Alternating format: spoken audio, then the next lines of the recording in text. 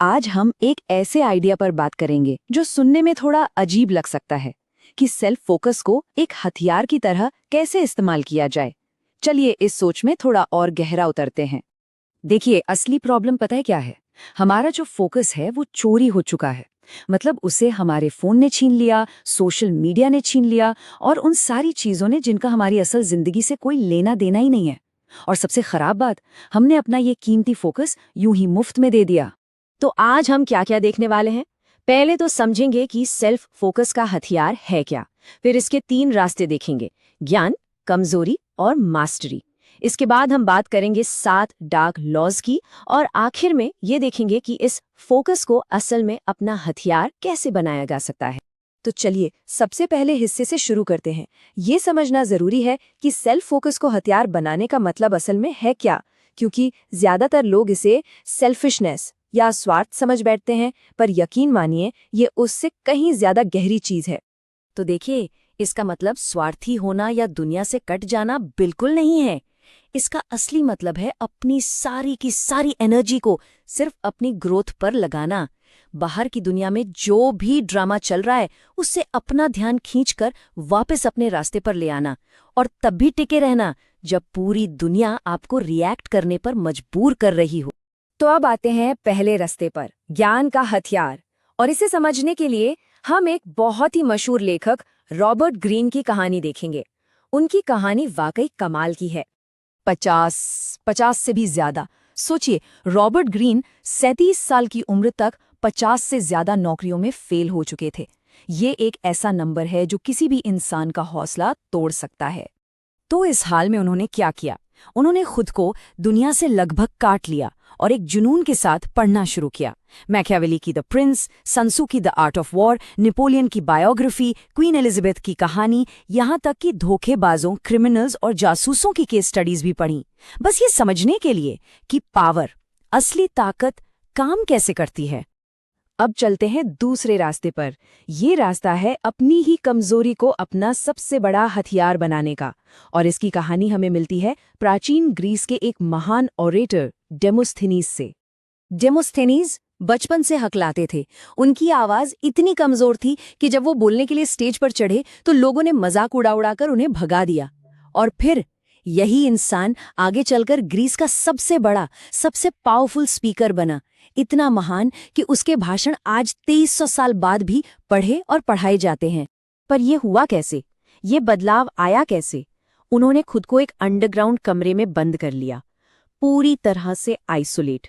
और ये पक्का करने के लिए कि वो बाहर ना जा पाए, उन्होंने अपना आधा सिर मुंडवा लिया। सोचिए, वो मुंह में पत्थर रखकर बोलने की प्रैक्टिस करते थे ताकि आवाज साफ हो।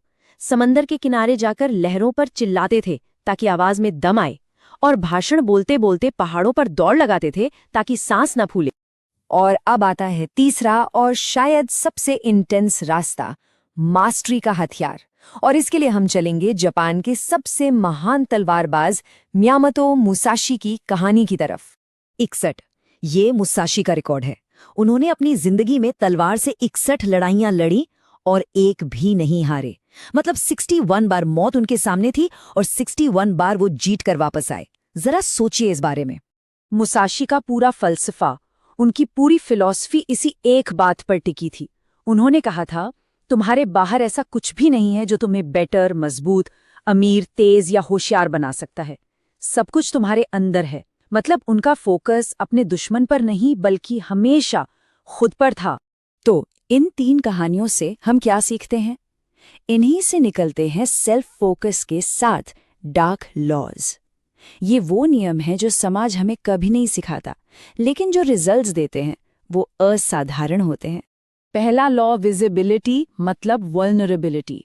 मतलब जो दिखता है वो टारगेट बनता है और जो छिपा है वो निशाना लगा रहा होता है।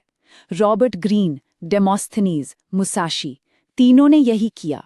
चुपचाप काम करो। जब तक आप एक बदला हुआ नतीजा दिखाने के लिए तैयार ना हो जाओ, तब तक पर्दे के पीछे रहो, क्योंकि जब आप अचानक सामने आते हो तो दुनिया तैयारी नहीं होती। दूसरा लॉ, रिएक्शन मतलब कंट्रोल सरेंडर करना। आप जितनी बार भी इमोशनल होकर रिएक्ट करते हो, उतनी बार आप अपनी पावर दूसरे के हाथ में दे देते हो। मुसाशी क्या करते थे, वो जानबूझकर लड़ाई में देर से पहुंचते थे ताकि उनका दुश्मन चिढ़ जाए, गुस्सा हो जाए और प्रेडिक्टेबल बन जाए। याद रखिए, जो बिना रिएक्ट किए सिर्फ ऑब्जर्व करता है, असली कंट्रोल उसी के पास होता है। तीसरा लॉ, आइसोलेशन एक भट्टी है। ये कोई जेल नहीं है, बल्कि एक मौका है। ये वो जगह है जहां आपको बिना किसी रुकावट के टाइम, एनर्जी और फोकस मिलता है डीप वर्क के लिए। डेमोस्थेनीज ने अपना सर मुंडवा लिया था ताकि ये आइसोलेशन मजबूरी बन जाए, और उसी भट्टी में उन्होंने खुद को तपाया। चौथा लॉ, जिस कमजोरी को टारगेट किया जाए वही हथियार बन जाती है। समाज हमें सिखाता है कि अपनी कमजोरियों को छुपाओ। ये लॉ कहता है नहीं, उन पे ऑब्सेस हो जाओ। डेमोस्थेनीज की सबसे बड़ी लायबिलिटी क्या थी? उनकी आवाज, और उन्होंने उसी को अपना सबसे बड़ा एसेट बनाया। क्योंकि जब आप अपनी सबसे बड़ी कमजोरी पर फोकस करते हो तो वो आपकी सबसे बड़ी ताकत बन सकती है। पांचवा लॉ, नॉलेज चुपचाप कंपाउंड होती है, बिल्कुल रॉबर्ट ग्रीन की तरह।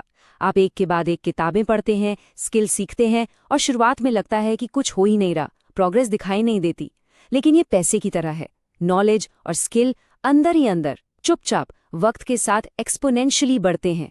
बस प्रोसेस पर भरोसा रखना होता है। छठा law, the return is the किल, यानी असली जीत वापसी में है। तीनों कहानियों में एक ही पैटर्न है, गायब हो जाओ, खुद को पूरी तरह से बदल डालो और फिर वापस आओ। लोगों के दिमाग में आपकी जो पुरानी इमेज है ना, वही आपका सबसे बड़ा फायदा बन जाती है। आपके ट्रांसफॉर्मेशन का जो शौक होता है वो अपने आप में एक जीत है। और अब सातवां और सबसे जरूरी लॉ, सेल्फ फोकस बनाम सेल्फ लव। देखिए, सेल्फ लव कहता है आप जैसे हो खुद को स्वीकार करो, ये आरामदायक है। लेकिन सेल्फ फोकस कहता है नहीं, खुद को एक प्रोजेक्ट की तरह देखो जिसे बेहतर बनाना है, ये अनकंफर्टेबल है। सेल्फ लव कहता है तुम काफी हो, सेल्फ फोकस कहता है तुम अभी काफी नहीं हो, काम करो। डेमोस्थेनीज ने खुद को स्वीकारा नहीं था, उन्होंने खुद को गढ़ा था। तो इन सभी पावरफुल आइडियाज को एक साथ लाते हैं। अब सवाल ये है कि इन सब बातों को अपनी जिंदगी में कैसे उतारा जाए, ताकि जो ध्यान आज हमारी कमजोरी है वही हमारा सबसे बड़ा हथियार बन जाए। तो अब सवाल खुद से पूछने वाला है, आपका हथियार क्या होगा? क्या वो ज्ञान होगा, कोई खास स्किल, या फिर एक पूरा का पूरा ट्रांसफॉर्मेशन, कुछ ऐसा जो आपको भीड़ से अलग खड़ा कर दे, जो आपकी असली ताकत बने? और एक बात हमेशा याद रखनी है, किसी को कुछ साबित नहीं करना है, कोई ढिंडोरा नहीं पीटना है, बस अपना फोकस वापस लेना है और चुपचाप बिना किसी को बताए लगातार खुद पर काम करना है। क्योंकि जो बड़ा काम होता है वो हमेशा खामोशी में ही शुरू होता है।